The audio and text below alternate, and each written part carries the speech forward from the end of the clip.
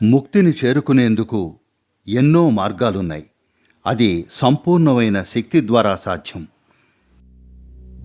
ఎరుక ద్వారా సాధ్యం, లేదా నిష్కామ కర్మ ద్వారా సాధ్యం, ఇంకా భక్తి ద్వారా సాధ్యపడుతుంది. కానీ భక్తి అన్నింటిలోకి అతి శీఘ్రమైన మార్గం. భక్తి అంటే మీకు భక్తి ఉన్న దానిలోకి లయం అవ్వడానికి మీ మనోభావాలను ఉపయోగించడం. అంటే ఈ సృష్టిలో మీ ఉనికి ఒక రవ్వంత మాత్రమే అన్న విషయం మీకు అవగతం అయిందని అర్థం.